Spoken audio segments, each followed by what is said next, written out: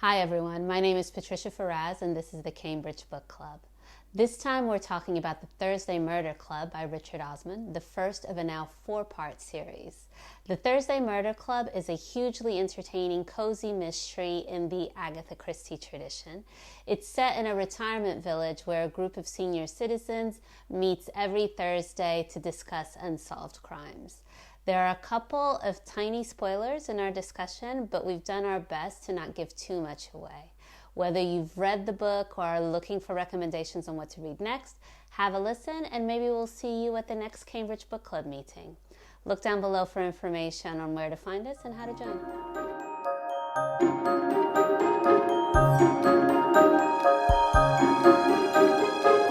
Okay, so the Thursday Murder Club. What did you think? Loved it. I Yeah. absolutely loved it. Yeah, I thought it was absolutely hilarious, and I loved the twists and turns of the book. So yeah, it was great. I thought it was very slow to start with, but then once I got into it, once the action started happening, then I couldn't put it down, and I read it very quickly indeed. I remember you messaging me and telling me, well, this is a bit. Are you sure that this is going to be a good book? And how quickly did you change your mind? Did it take a little while or? No, I mean, I think probably after the first couple of chapters. And then then I started really enjoying it. I mean, like, because I remember, like, as I was reading through it, I was like making notes because, of course, like, I knew that I was going to be doing this, and I was just thinking, oh my God, this is hilarious. Let me write this down. This is hilarious, and like, all the different comments and things from the characters. I mean, it was just like, it's my kind of humor. I love British humor, and so I just thought, oh my God, this is hilarious. I love it, love it, love it, love it. I I I mean it kind of captured me from the very beginning. I love the beginning. I was super excited about it. The first time I've read it a couple of times now, but the first time that I read it was during the pandemic, was when it was first published in 2020.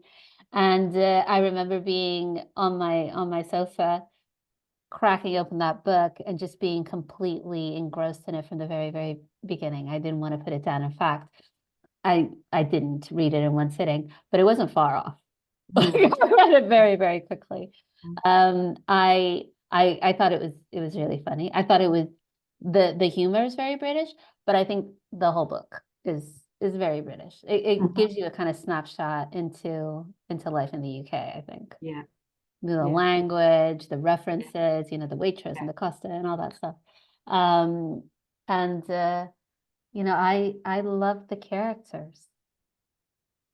I really, really did. I thought this is my genre. I love mysteries. I love thrillers, which isn't exactly what this is, but it's sort of adjacent.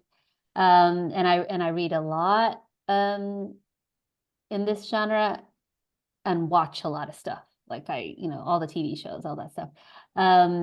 So it was right up my alley, but also I liked how the detectives weren't the detectives that you usually encounter, right? So they're not, your jaded policeman or or your whatever, or your depressed middle-aged woman. But it's this lovable, lovable group of pensioners who are kind of they want their lives to be as full as possible for as long as possible. absolutely. Yeah, yeah. I mean, it's not really my genre. I mean, I wouldn't go out of my way to read it, but I mean, I do. I enjoy it. I mean, I prefer documentary type things. I'm not I'm okay with them. Whodunits. But I mean, perhaps in the past, though, I was keener than I am now. But I mean, I did enjoy this because of maybe because of the Britishness and because of I'm out of that environment now. I enjoyed it more, and also perhaps because of the humour. Because I think that the humour helps. All the different, like I said, the different quips and the retorts here, there, all sprinkled throughout the book, and like, you just think, oh my God, that's hilarious. There you go. That's what I kind of like remember and can relate to. So I love that. Absolutely love that. Mm. Do you like to, I know that you don't usually read whodunits, but when you do you like to be able to guess who did it? Well, I mean, like, yeah, I mean, I do like to guess, and I mean, like, and I always do, because I mean, like, I even when I'm perhaps watching things like this, I kind of predict, and I know that throughout the whole of the book, I was predicting, oh, I think it's this person for this reason, I think it's that person, oh, it's this person, yeah, it's definitely him, oh, it's definitely her, and but that it kept me on my toes. And that's what kept me reading as well, because I needed to find out, I needed to know. So yes, that thrilled me. So that's what kept my interest as well. The fact Yeah.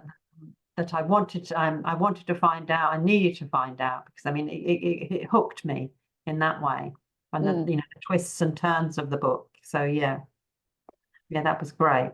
I mean, I like to try to guess who did it, try to kind of solve the mystery along with the detectives. I don't like to be able to do it. I think that, it's a bad sign. I'm generally not good at guessing who did it, regardless. In this book, absolutely not. I had no idea. I suspected everybody at some point, Yeah, every single character, absolutely. apart from the ones that actually did it. Um, and very quickly, kind of changed my mind. Uh, but I like that exercise. I like that sort of, and I think that's maybe one of the main appeals of this genre is that it's interactive in that way that you're kind of you're not just passively reading the book, that you're sort of engaged in Yeah, trying to trying to put the solve a puzzle pieces together. mystery. Yeah. Yeah, absolutely. Yeah. Yeah, I mean, that's one of the reasons why I love this genre. There's two. It's that one, that sort of engagement, that sort of interaction, and also that there's an answer at the end.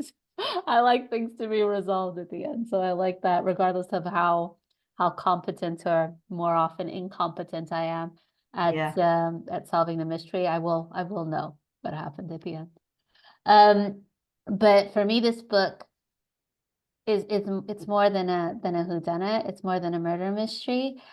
And for me, it was this other thing that kept me reading and kept me interested, more than the actual mystery itself. It was the theme, right? The theme of age and aging and these characters and where they were in their lives. Um, how what are your thoughts on how age and aging were depicted? Do you think that they're realistic? Do you think In some respects, realistic, yes, and aspirational, also. mm, Uh, I mean, I don't think it's realistic in the way that that they live their lives. I don't know of any retirement villages like the one that was portrayed in the book, but they may exist. I mean, I'm not that expert on that kind of thing, but I think that I think the idea of like older people being active and engaged and like and forming clubs and things like that is like is aspirational. Um, it's some, and I think it's probably reflective of changing stereotypes. Changing perceptions of of aging and so that that's why I think it's aspirational. Because it is challenging the stereotypes of the people older just kind of fading generation. away? Yeah.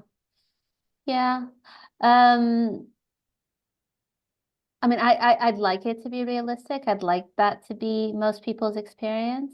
And when I say it, I'm referring specifically to the experiences of the four main characters, right? Of Joyce, Yeah, and then Ibrahim. them being investigators and like that's a bit. I mean, I think it's probably a little bit fantastical, if you like.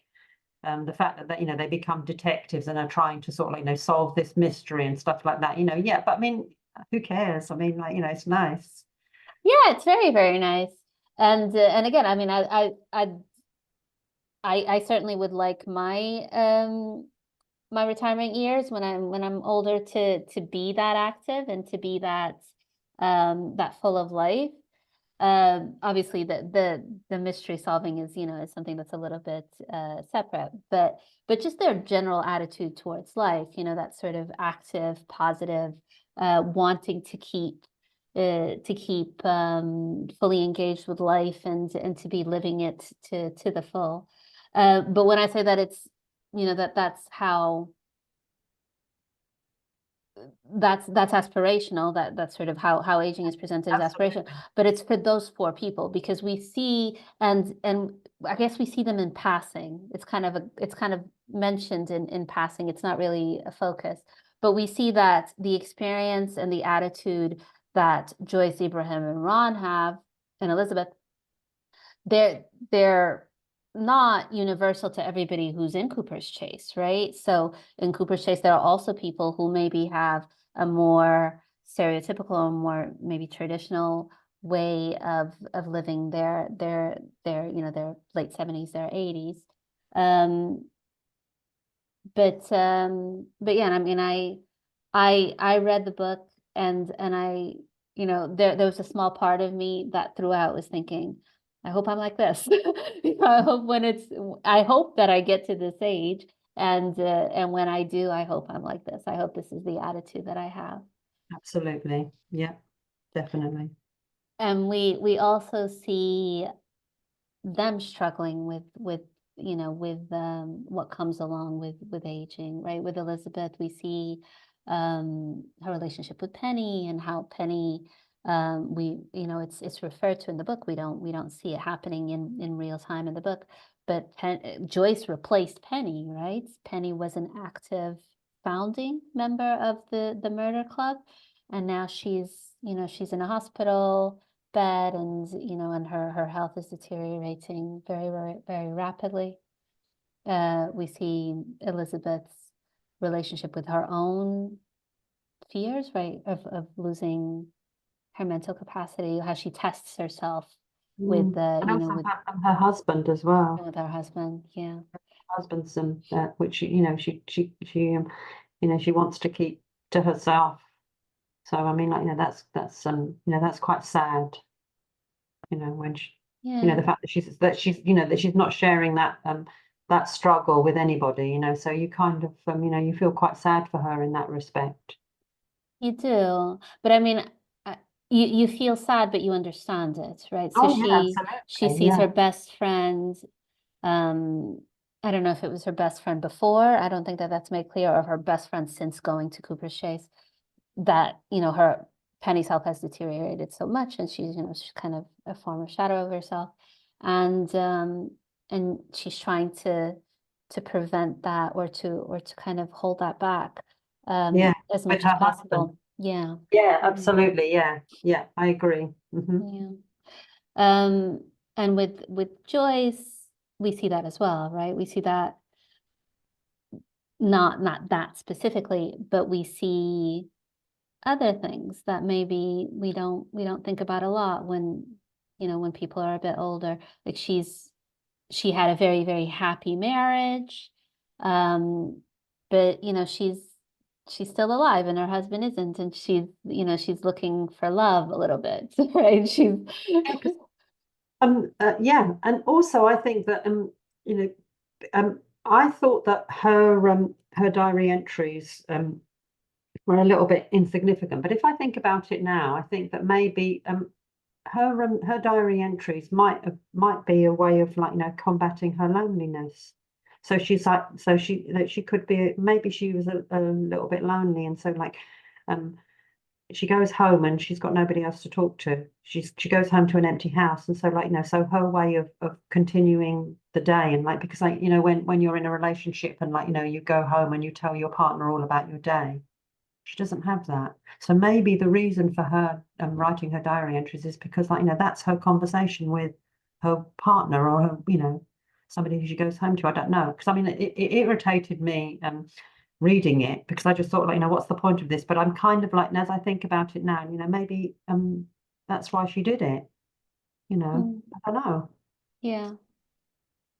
Yeah, I mean, I think I really liked the diary entries. I think I perhaps like the diary entries well, I was going to say I like the diary entries even more than the storytelling, the narrative, the sort of, events happening one after the other. But that's, I don't think I'm like, you could because just like have the diary entry. to me, I found them quite mundane. But if you think about But it, like that's what made it that, good. yeah, perhaps, and but that's realistic because like Yeah. we do go home and we tell our partners what happened during the day, and that it is being realistic because that's what happens. But she doesn't have anybody, so she writes it down, and so Yeah. it's almost like she's telling her partner. Yeah. So like now that I think about it, I'm seeing it in a different in a different light, I suppose. Hmm.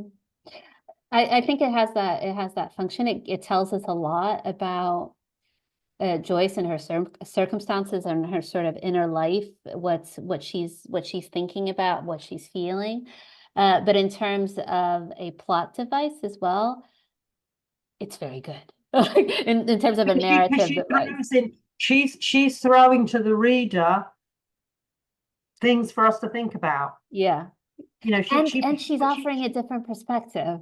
Yeah. So And she's there's a saying, lot of humor there, I think. yeah. There is a lot of humor, and she's also like throwing things out to the reader, and like did you notice this, and and we're like oh, what about this, and like you think, oh my God, like she's giving us clues, you know.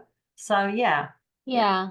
I mean, for me, I didn't see it as giving additional clues. I thought that it was No, I like didn't. you had to read between the lines because sometimes Yeah. a an event was narrated, was expressed to us in one way, and then she wrote about it and it was different. Yeah. It's in those differences, first of all, that there was a lot of humor for me. I mean, particularly the one with the Zoom meeting, right? Hmm. After they had they were looking at the bones and it looked like, or the skeletal remains, and it's conveyed to us in a manner where it seems like this super professional, everybody's on top of their game. They just had this meeting, and this expert has told them his findings, and now they're better informed about what this potentially could be. And then when she writes about it, you see that this is not what happened at all. This is what you would actually expect if you had 80-year-olds on a Zoom meeting, right? At the end, it'd be like, how do we turn this off? And somebody has to come and call whoever to come and switch it off, and it takes forever. And I thought that there was a lot there that it was very, I think, efficient, but we got a lot of information. There was a lot of shorthand. Hmm. But I thought that was the case throughout. Like even little things like, I got this at Mark's, or he's sitting in Costa, or like the places where they are, this little shorthand that they have tells us so much about those characters. I think you kind of have to be in the know, I guess. You have to know what those things kind of symbolize. But if you do, you get a lot. And if you don't miss anything, or not too much, right? Like it's still, very coherent, and you can understand what's happening, and get a lot of depth in terms of the characters. So I thought it was a really clever book. Very well written book with so many Definitely. layers. Yeah. Yeah, it made me very envious. I wish I could write like that because Mm. I mean, there's a lot happening there. It's not just telling a story. There's a lot there. But in terms of the story, in terms of the mystery, or mysteries, I guess, plural, what did you think? I loved it because of all of the twists and turns. Mm. And it had us believing one thing. I mean, it would feed us something, and then we just thought, right, I've solved it. And then something else would happen. The whole thing with the murder of Tony and Janny, and what transpires in the end. I mean, like, no, you think it's Ron's son, and then you think it could be this person and that person, and then it turns out to be somebody completely unexpected. I mean, it's just I mean, it's great. It's great. Really, really great. There's there's a lot there, right? Yeah. I mean, I mean, it's quite challenging for the reader to, like, to piece the clues together and things. And I mean, I think And to that's keep track of everything that's happening. And who are all yeah, these people? yeah. Yeah. I mean, I I think that's what makes it good is that the fact that for some people it's really really challenging, and then like and other people like they love these surprises and things. So so that's why it's it's so good, and it's it keeps you glued to the book. Yeah. I mean, like I said, for me, the mystery was secondary. It was more about the characters, which is unusual because, like I said, this is the genre that I really enjoy, and what I enjoy about it is the sort of mystery, figuring out who did it. But which says a lot, says a lot about the quality of the writing and the quality of the storytelling. Um, I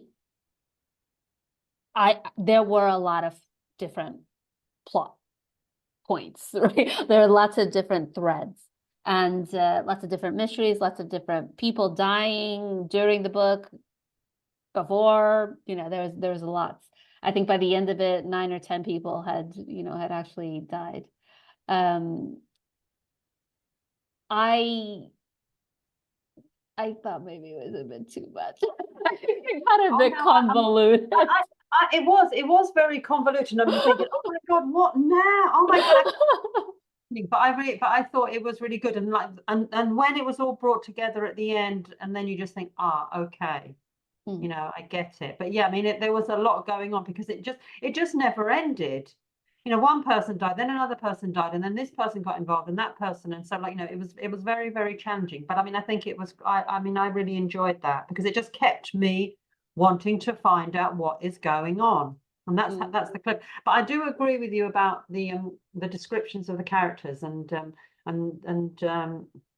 that's what kept my interest as well, because like, they were so different, and yet but they worked so well together. Mm. And I mean, I really like that. Yeah, I have to relate to characters to be able to sort of continue with reading and even watching films. I have to sort of relate to them, and there has to be something about them that keeps my interest. And like this book definitely had that. Yeah. Yeah. The characters were very very deep, and they all had their different aspects that made you like, interested in them, made you invested in them. Yeah. I mean, That's I wouldn't say all of them did. I thought that, Oh no, I would. I was interested. Like I mean, what I mean is like the four main characters, and then the two police officers as mm, well. But I, even mm, the secondary characters as well. There was some, they were quite interesting. The way that they were brought in and things. So yeah. But yeah, sorry. yeah. I, um, I thought that Elizabeth and Joyce were quite well fleshed out. Yeah. They seemed very real. Um, l- I thought less so of Ron and Abraham. I thought they were a little bit more, I don't know, almost stereotypes, almost caricatures. I don't know. I didn't feel like they were fully developed. I didn't, but that's, it's not necessarily the case that everybody has to be. I don't think that they were four equal members of the group. Mm. It it didn't seem to me, I don't know if that was the intention, but it didn't seem to me that they made equal contributions to the mystery, to solving the mysteries, or to any of it. I think for me, Elizabeth was very much the sort of Oh driving yeah, force. 100%. Yeah. But Yeah. they, yes, they did have their parts to play. But yeah, you're right. Hmm. Absolutely. Yeah. Yeah. Yeah. I thought that they were very Leader, funny. definitely. Leader, sharp mind. Yeah, definitely. Yeah. And with lots of resources, Yeah. right? Hmm. Um, resources without which I'm not sure they would have been able to to get as far as they did in terms of solving these mysteries. Um, so there's a bit, there's a little bit of a sort of unrealistic, convenient. Oh yes, I mean, we don't actually know what she does, but our assumption is that she's I some sort kind of of like spy. I didn't mind that so much, but yeah, you're right. I mean, like thing, it didn't. I mean, I didn't. It didn't bother me because I suppose if you think about it, it is a little bit unrealistic. But that didn't bother me at the time of reading. And perhaps further No, analysis would make me think, oh, no, that's not really. But as I was reading it, I didn't think it was. No, me neither. I mean, it didn't seem. I mean, it was. I think at the time of reading, even it was clear that without this person's particular profile and access to these resources, these things wouldn't have happened. But you need to move the plot along somehow, right? So it didn't bother me at all, and I don't think it detracted from the story. But thinking retrospectively about it, these aren't just for older people who live in a retirement village. One of them is some sort of spy, right? That has all of these contacts and things. And that comes in handy when you're trying to solve a mystery. But Elizabeth, clearly the leader. Joyce, we get a lot of insight into because we're looking at her diary, right? We're reading her diary entries, and we get a sort of a deeper view of her mind and her heart and I mean, like, to me, she seems quite a nurturing type of person, and maybe like, somebody who like, is good at building relationships and, that kind of thing. yeah, I thought Whereas it. like, if we look at perhaps Ibrahim or something, maybe like, logical and analytical, maybe taking that from his former profession as a psychiatrist, Mhm. and then perhaps like Ron as a good at reading people, perhaps because he was a union leader, or so maybe he's good with people, and maybe a deep understanding of people, and like having to deal with different personalities and things as a union leader or something, perhaps. Yeah. I mean, for me, Ron was comedy relief. It was pure comedy coming from him. But also, I mean, for me, his biggest role was being Jason's dad, right? Because Jason, from the very beginning, is a suspect. Yeah, He's in the totally. picture, he's whatever. And if Jason's a suspect, then might Ron be involved? So we have this. He has a functional kind of value, but in terms of if this was actually happening, his contribution to solving the mystery, mm, low, low contribution. Yeah, no, But but I think that this was a natural group, because like if you think about the dynamics in any sort of like group situation, you're always going to have a leader, and then you're always going to have like maybe somebody that supports the leader, and then other team players that like play a part but they're not, they don't want to be the leader, but they want to contribute, but they're happy to sort of like just contribute, make their contributions, and then go about their lives. And I mean, so like to me, it seems like quite a natural group, and like everybody takes their place quite naturally, you know. yeah, that's a good point. I mean, I guess we're used to seeing, I was going to say we're used to seeing something, but I can't think of a single example, but I'll say it anyway. We're used to seeing when we have groups that everybody's is an equal in every way. And yeah, that's not how it how it actually works usually, No, right? because people bring different skills. They bring Mm, different skills, and so then like some people are good at making decisions and leading people, where others not so much. But then like they're good at bringing ideas, and that can be used, but they don't know how to lead, or they have no interest in leading, you know. yeah, So, yeah, and like, to me, I think that's that the group and their functions and the way that they come together, I think it works quite well. They seem to work quite well. mm, I mean, it's interesting that they have the women as the leaders, which is, I mean, it's great to see. It is inspirational that they're having like the two women in charge, and like giving directions, and especially like Elizabeth being extremely like strong and forthright. It's great to see. yeah. Although, I mean, Ron and Abraham super successful in their lives, and Oh yeah, absolutely. yeah. Um, a little bit of a spoiler for people who haven't finished reading it, but without going too much into why, how by the time we realize what's happened, which doesn't come till very, very late, I think, in the book. It's or at least for me, very much on my toes, had no idea what was happening or who was responsible for what. But by the time when we do realize what has happened, how justified do you think um the actual culprits were in their actions? Well, I mean, I think that people might say that they were justified because of because they were driven by personal motivation, and like, their sense of justice. So their personal motivations and their sense of justice might, and people might think, well, yeah, okay, I agree with what they did. What they did was the right thing because of what they'd experienced and what the individual characters believed was a sense of justice. I mean, do you want me to talk about the different characters in terms of, like, Um, I mean, like Penny and I mean, I'm thinking Penny, John, and Bogdan, right? yeah, But let's not say what they did, just in case anybody's who's kind of not quite there yet.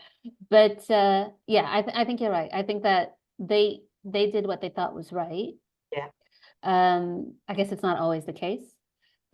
Sometimes people behave in a way that they know to be wrong. I don't think this was the case here. I think that they did all three of them in their own way and with their own thing that they did. They thought that it was the right thing to do. It was justified and it was deserved. But they killed people. yeah. And I think that I think that the way that the writer writes it, I think that the morality is subjective, and then the readers can make their own minds up whether they think it's right or wrong. Because, like, there is no in the book, I don't think there's any judgment. What the writer does is he places it all out there, and it's up to you to decide whether you think what they did is right or wrong. I think there's a little bit of judgment I don't. in that there's an absence of it. Oh, okay.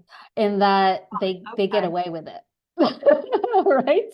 I mean, essentially they do. Yeah, I see. Yeah. So yes, I don't think it's explicit. I don't think it's okay. They did, these people did these things, and Yeah, and it's left but they did it to it's bad left people. open. Mm. It's left open for your interpretation as a Yeah, reader. yeah. But it's interesting that they all get away with it. Mm. Arguably, right? I think one of them definitely does. And two of them kind of do too, but I suppose it's not as clear cut. So to me, that is judgment. That's saying, they did maybe a bad thing, but they did it to a bad person or to bad people, and those bad people kind of deserved it. I mean, right at the beginning,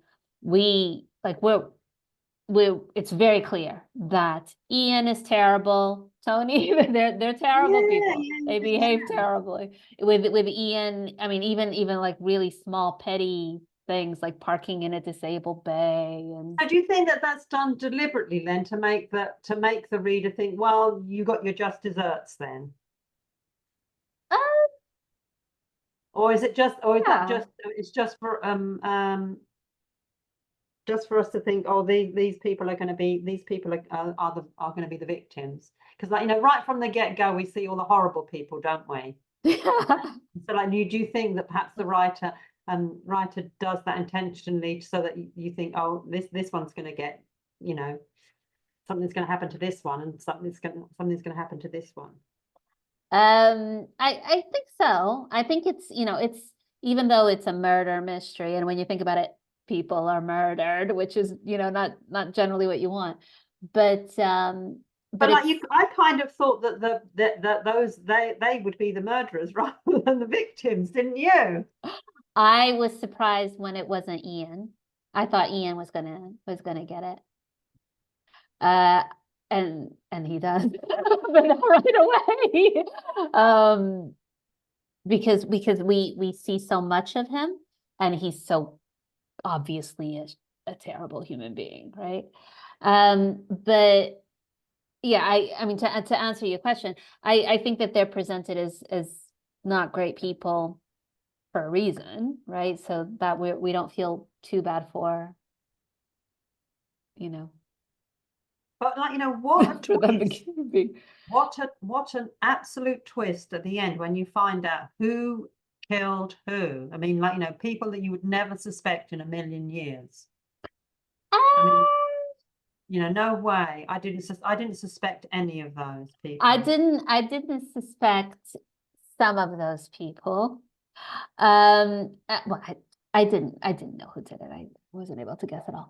But I mean, some characters are clearly dodgy, right? Like Bogdan's dodgy. Yeah. And I mean, I think that I thought about one of the people in the beginning, and then I kind of like ruled them out, and then at the end, then we're you know, we're given this person on a plate kind of thing, and I just think, oh wow, you know, I did not see that. I'd kind of like, you know, ruled them out because like they're I think that they're picked out as a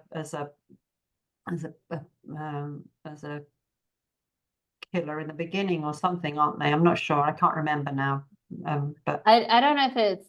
I mean, one of these people is clearly dodgy, and we know they're dodgy, and they would probably do things that are a little, you know, off color, to put it very mildly.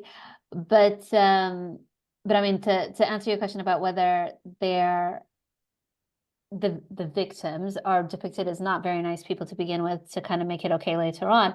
I think so, and I think that's but it's not reality, right? Nobody is all bad.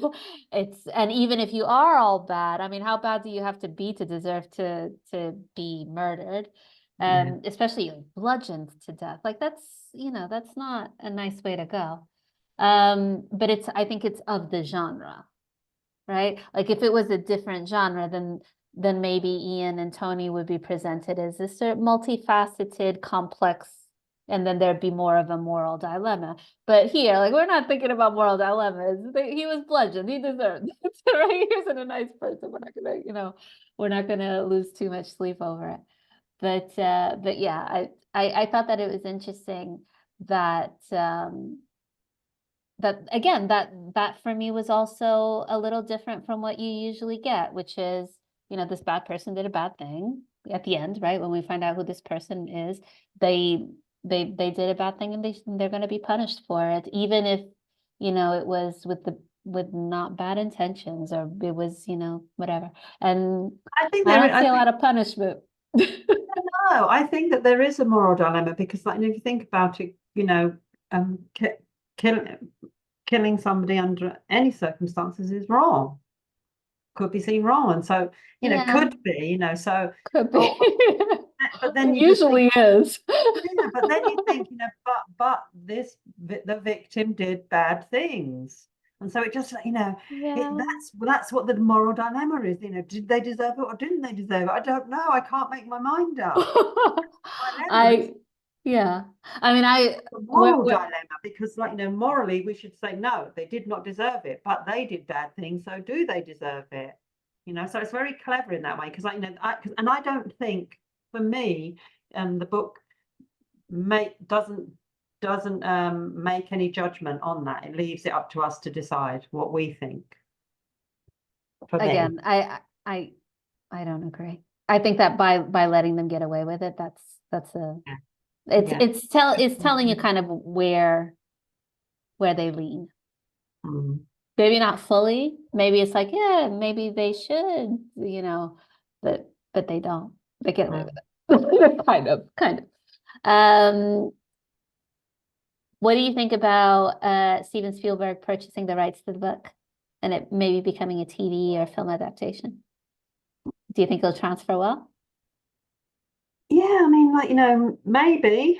I mean, I think it depends on who they choose to you know, to play the characters, and I mean, like, you know, getting the balance of comedy, mystery, you know, that kind of thing. You know, the essential elements need to be there in order for it to be a success. You know, and having this balance of, like, you know, yeah. I don't think it can be just about the mystery.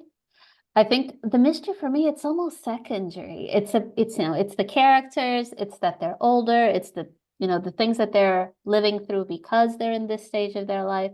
It's the humor.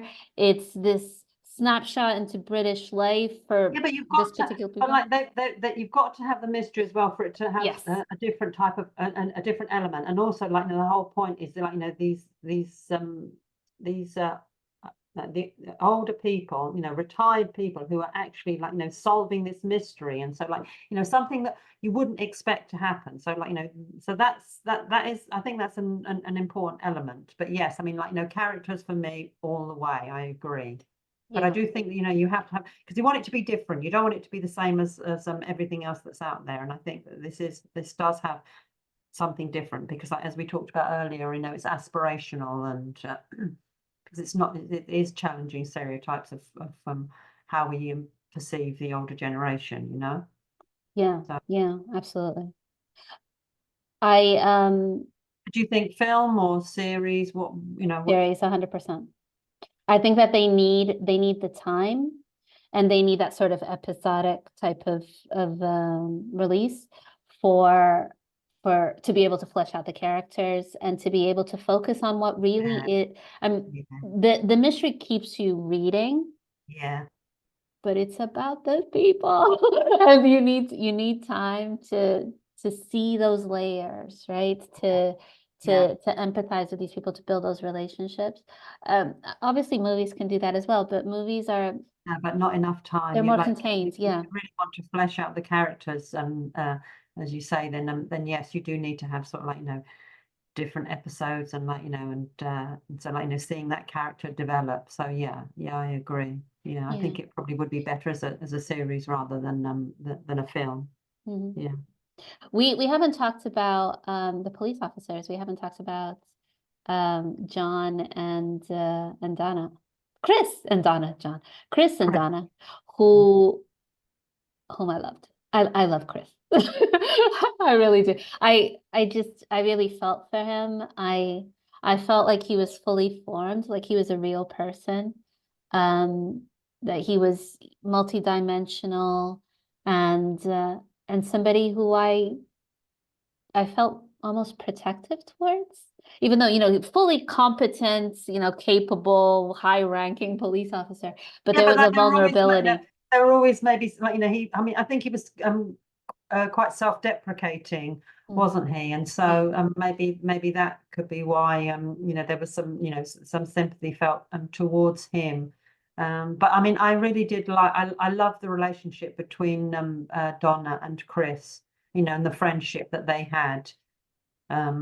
So because I mean because to me I mean I think that she was relying on him as as company, because I think that she'd moved there, and maybe she was perhaps a little bit lonely because she didn't know anybody, she didn't have any friends, and so she was like perhaps building trying to build some sort of relationship, a distraction from a failed relationship, that kind of thing. And I did like I liked their relationship. I did. I thought it was strange. I mean, they Because of after a strange because of the age gap. no, not because of the age gap. I thought it was strange because of their roles in the police, right? So Chris was a fairly senior police officer. Yeah. Donna, very, very new to the team, who she was only part of the team because Elizabeth had manipulated Chris into putting her into the team. And after a couple of days of working together, she was coming to his house to watch TV at 11 o'clock at night. Weird. That doesn't happen. That's not a thing. No, I don't agree. I don't agree. I think that, I mean, When she was have you very gone to busy. your boss's house to watch TV in the middle of the night? Yeah, well, no, yeah, and I see what you mean, but she didn't know anybody. I mean, she knew that she was starting to become friends with Elizabeth and Joyce, wasn't she? Hmm. And but apart from those two, then she didn't know anybody else. And like and Yeah. and like she was trying to sort of like fill her time, and like because she was trying to solve this mystery as well. She would be up late at night, and she knew he probably would be. So but yeah, I mean, yeah, going to your boss's house at 11 o'clock at night, granted, yes, it's a bit weird, but I just think it's just her filling her time, just trying to occupy her mind and filling her time because she's lonely, you know, Yeah. moving place and things. But to me, that just didn't. It's not that she would just go, right? It's that Chris would be okay with it. Right? Both are weird. Lonely people, and that's what, you know, perhaps lonely people. I Look think at each it was other's odd in houses the at 11 o'clock at night. like, you know, if they live close to each other. But I mean, like, you know, and I didn't think it was odd in the slightest, because I just think, like, you know, and again, it could be, you know, could be I was going to say, like, you know, workaholics, but they weren't always working. They were watching films and stuff like that. But I know, I think it's to do with loneliness. I think that they were both lonely, and they liked each other's company, you know. Yeah. I liked that they didn't end up together. You like that? I thought that they would. I thought that they would as well, but I think I would have lost a little bit of respect for for them if they had, because Why, in terms of unprofessionalism? I think it's, you know, well, yeah, that you would start a relationship with somebody who is so junior in terms of your work, right? So there's, you know, there's a position of authority that is uneven, and also like they have a massive age difference. Not, I know that that's, you know, that's not always, you know, a problem, but when you add those two together, it's not wrong, but it's a bit, you know, like he to me, Chris was this wonderful, just this is going to sound silly, but he just came across as a really nice man. And then to, you know, to have a relationship with somebody, with a subordinate who is so much younger than you, just didn't seem like in keeping with with how he's presented. As you know, it didn't seem like it would follow that that would be something that he would be comfortable with. You know, I don't know. I don't agree, but you know, I just think, like, you can't help who you fall in love with. That's Yeah, of course. Yeah. But yeah, I mean, I mean, I do agree that you wouldn't even think about it, perhaps, you know, if you were a senior officer and you know, and a junior. I mean, it just you couldn't really. I mean, like, you know, we just wouldn't really be an option, perhaps. So yeah. Yeah. Probably, But I'm glad that he had a happy unlikely. ending. I think that he was the person that I most wanted to have a happy ending. Yeah, Him but and Donna Joyce. as well. You know, I want you know, Donna to have it, because I mean, like, because But I think she did. I think she did have a happy ending. Because I mean, I thought that her issue wasn't that she was lonely because she was lonely. I think that her issue was that she had done something silly, right? Like she'd been in this relationship and she'd given more value to this, you know, old boyfriend than it was maybe warranted, and she overreacted and moved to a different town, and then she was kind of kicking herself, and she grew up a bit. I don't think this is fleshed out a lot. You know, this is me kind of projecting, but you know, like she felt underutilized, right? Professionally, she Yeah. came across as somebody who's relatively ambitious, and she was able to, you know, to be involved in this case that was much more demanding of her than what she would ordinarily be doing if she wasn't. So I mean, I think that it was good for her. She's, you know, like a young woman who kind of maybe did something a little bit rash and a little bit silly, and now she's kind of getting her life back on track, and you know, giving weight to the things that are worthy of weight rather than maybe overreacting. Yeah. And Joyce, I think the characters, the two characters that I most sort of empathize with were Chris and Joyce, and for Joyce, I was so pleased with how her relationship with her daughter developed. It was just so touching, I think. Yeah, no, that was nice. Yeah, I agree. Yeah. I thought it was a wonderful book. A very, I think for English language learners with challenges, right? Because of the number of idioms, the figurative language that is used. but in terms of the plot and the story, how it advances, the events, how it's told, very, very easy to read in that Yeah, regard. definitely. Yeah, definitely the way that the way that it's told. But then I know it was, it could be seen as a little bit confusing at times because I know because there was so much going on. And There's so many characters. yeah, there are a lot of characters, and if you're talking about it from the view of an English language learner, then yes, with the idiomatic and figurative language and like all the plots and twists and turns and everything, it's challenging. But I mean, perhaps high level readers would find it more easier than low level. But for me, it was an easy read. But of course, it's my language, so it was quite light and and I loved all the idiomatic expressions and the figurative language because I mean, that I use those all the time. So, it was quite natural to read for me. But yeah, I mean, you can see where there could be potentially challenges for learners of English. But Yeah. a great book though, great book Great, to great. read. Yeah, And I mean, and that's exactly what it is. It's a light book, even though yeah, it's dealing with aging and dementia and murder and retribution and like it's dealing with things that are actually quite heavy, but it feels really light. yeah. It feels really, really light. Yeah, because Um, I know there is a lot of there is a lot of humor in it as well. So so it's nice. But it's good. It's nice that there are lots of sort of relevant themes that come up. If you look at it and analyze it and pull them out. So yeah, no, it's very interesting indeed. yeah, I loved it. Mm. And super excited about reading the others in this series. Yeah, I would like to give them a go because um I didn't even know that he'd written these books, and so I am quite excited because when I saw that it was Richard Osman, I thought, oh yeah, oh Richard Osman, oh that's interesting. So yeah, no, but yeah, I really enjoyed it. Really, really enjoyed it. Great recommendation. Yeah. Okay. Wonderful.